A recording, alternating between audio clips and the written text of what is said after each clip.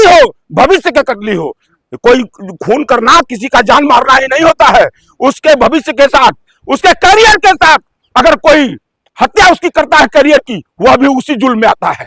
इस तो ये जो हमारे शिक्षा मंत्री हैं, प्रधान कौन, धर्मेंद्र प्रधान, उतना बड़ा निर्लज्ज, उतना बड़ा बेहया व्यक्ति तो आज तक राजनीति में मैंने नहीं देखा। इस्तीफा लेंगे हम? अरे यार, अगर जरा सा भी लाज होती, शर्म होती, शर्म होती, चूंकि ये संघी हैं, इनको शर्म ही नहीं है। नहीं तो दूसरा कोई होता है तो जिस तरीके से देश के नौजवान आज मतलब व्याकुल होके इनके पूरे खिलाफ चल रहे हैं, पूरा देश खिलाफ है, अब तक तो बेशर्मों को तुरंत इस्तीफा दे देना चाहिए था, दे देना चाहिए था। लेकिन ऐसी सरकार का एक मंत्री कहता है कि हम कांग्रेस नहीं हैं, हम भाजपा हैं, और भाजपा में इस्तीफा नहीं होता। ये पहले ही बता दिया था राजनाथ सिंह ने, और उसके बाद भी कुछ लोगों को लगता है कि हम ये लोग इस्तीफा देंगे।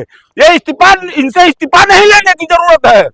अब देश के नौजवानों को इनसे सत्ता लेने की जरूरत है। अगर अपने भविष्य को, अपने बहन बेटियों को इज्जत को, किसानों को भविष्य को, नौजवानों को भविष्य को अगर सुरक्षित रखना है तो दौड़ा कर सत्ता ले लो, अब इनको सत्ता से बेदखल कर दो।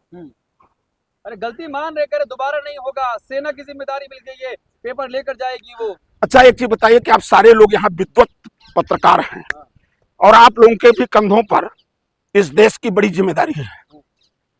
हमारी भारत की सेना जो विश्व के मानस पटल पर अपना एक गौरवशाली इतिहास रखे हुए है, उस सेना को यह सरकार कहां लगा रही है, इससे बड़ा शर्म की बात कुछ हो नहीं सकती। अगर सब कुछ सेना को ही करना है तो इतने बड़े मंत्रिमंडल, इतनी बड़ी तमाम व्यवस्था तुमने क्यों बनाया रखा है? सिर्फ तनख्वाह लेने के लिए, जनता के टैक्स का पैसा भोजन करने के लिए? वो लोग क्या करेंगे? फ्लोर कहां है, बात समझिए, छेद कहां है? छेद है सरकार में। सरकार सब कुछ करा रही है, नहीं तो किसी की क्या मजाल, किसी की क्या मजाल कि इतना बड़ा ब्लंडर हो जाए। जब तक सरकार का संरक्षण न प्राप्त हो, इतना बड़ा ब्लंडर हो जाए। एक बार गलती एक बार हो सकती है, लेकिन अगर बार बार कोई चीज हो रही है तो यह स्पष्ट है कि वो सत्ता करा रही है। तो मोदी से अब नहीं संभल रहा देश क्या? मोदी से देश नहीं संभल रहा है अब? अच्छा, आपको लग रहा है कि संभल रहा है? हाँ, भाजपा कह रही है। नहीं, एक चीज बता दें, भाजपा कह रही है तो भाजपा एक दल है, उसका कहना ही सब। देश क्या कह रहा है? देश का नौजवान क्या कह रहा है? देश का किसान क्या कह रहा है? देश का बेरोजगार क्या कह रहा है? महत्वपूर्ण यह है, अगर देश संभलता, मोदी से देश संभलता, तो आज मतलब डॉलर की कीमत 100 रुपए लगभग पहुंच गई। देश संभाल रहे हैं आप कह रहे हैं कि देश संभाल रहा है इनसे। दूसरी चीज, आज इस देश में गैस, पेट्रोल, डीजल, किसानों के लिए उर्वरक खाद जिसको हम कहते हैं, जिस पर हमारी भारत की बुनियाद टिकी हुई है, भोजन की सारी व्यवस्था किसानों से चलती है। आप जाकर गांव में पता करिए कि आज किसानों की क्या दुर्दशा है। देश इसी तरह संभलता है, इसी तरह संभलता है। इनके निर्लज्ज मंत्री और नेता जिस तरह से बोल रहे हैं, आप बात समझिए। हमने कहा कि छेद, फिर मैं उस शब्द को दोहरा रहा हूं कि वो छेद कहां है? चूंकि लोकतांत्रिक ढांचे को आज मोदी जी ध्वस्त कर चुके हैं, ध्वस्त कर चुके हैं, और इनको जनता से अब कोई डर नहीं है। अगर जनता से डर होता, लोकतांत्रिक मूल्यों पर चुनाव होता, तो आज इतनी बेरहमी से और इतनी बेशर्मी से भाजपा का नेता बयान नहीं देता। ये सारे सिस्टम को हैंग कर चुके हैं। साल का जश्न मनाया जा रहा है, हुआ पूरा पूजा अर्चना हो रही है मोदी जी की। देखिए एक चीज बता दें आपको, मीडिया 12 साल से तो इसी काम में लगी है। जिस तरीके से बीजेपी सरकार, भाजपा सरकार, मोदी सरकार कोई भी परीक्षा इस देश में युवाओं के भविष्य के साथ जितना खिलवाड़ बीजेपी सरकार कर रही है, और ये एक सोची समझी साजिश के तहत बीजेपी करा रही है। कोई ऐसा नहीं है कि ये हो जा रहा है, ये बीजेपी के संरक्षण में हो रहा है, मोदी जी के और अमित शाह के संरक्षण में कराया जा रहा है, ताकि आपने कहा ना कि देश का युवा काकरोच। मैं युवाओं से आह्वान करना चाहता हूं कि काकरोच मत बनो। यह देश तुम्हारा है, यह किसी के बाप की जागीर नहीं है। ये देश, युवा इस देश के भविष्य हैं, और काकरोच बनकर मत लड़ो। इन गद्दारों से, इन संघियों से शेर की भांति लड़ना पड़ेगा। और वो लड़ाई कहीं न कहीं, जब तक जैसे देश की आजादी कराने के लिए हमारे देश के उन महापुरुषों ने लड़ाई लड़ा था, उस तरह की आज लड़ाई की जरूरत है। तब यह गद्दार गद्दी छोड़ेंगे, अन्यथा देश के नौजवानों के भविष्य के साथ ये इसी तरह खिलवाड़ करते रहेंगे। ये तय है कि भविष्य के नौजवानों के साथ ये जो कर रहे हैं, अब नौजवानों को जागरूक होना पड़ेगा। आप और नौजवानों से मैं एक और आपके चैनल के माध्यम से अपील करना चाहता हूं कि भावनाओं में बहकर किसी के साथ आप अपना देखिए कि मेरा भविष्य कहां सुरक्षित रह सकता है।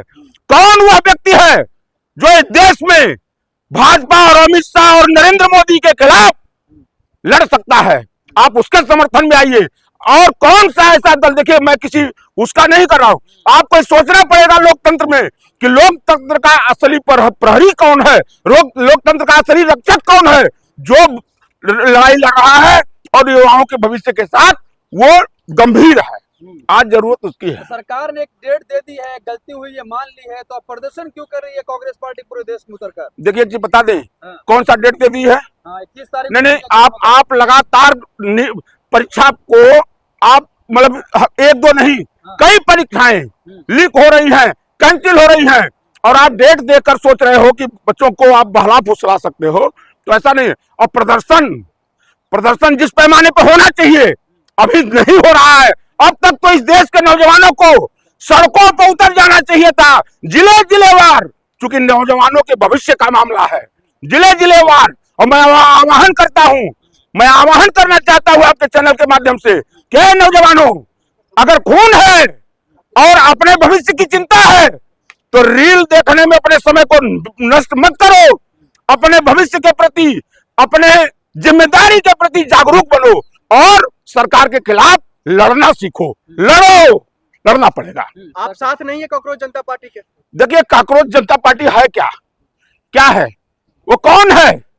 आपने देखा कि एक तरफ ये दिखलाया गया कि इतने मिलियन फॉलोवर 4 दिन में बन गए, यही ना दिखलाया गया? कौन दिखलाया?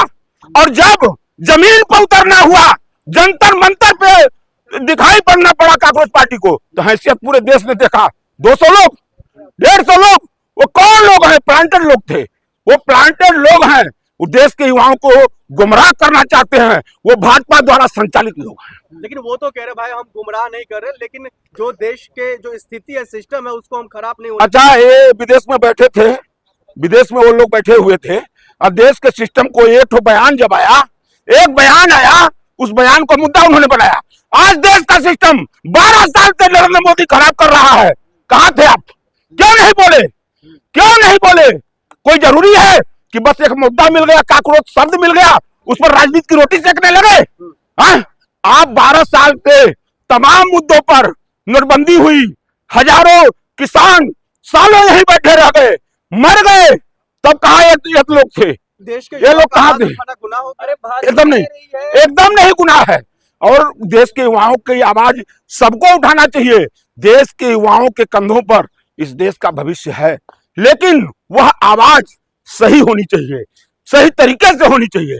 मैं आपसे जानना चाहता हूं कि कहां एक दिन जंतर मंतर पर आप आ गए, उसके बाद क्या किया आपने? भाजपा कह रही है कांग्रेस पार्टी देश के युवाओं को गुमराह करने का काम कर रही है, सब कुछ ठीक चल रहा है। अच्छा, सत्ता में मोदी जी राज भोग रहे हैं, उनके मंत्री अय्याशी कर रहे हैं।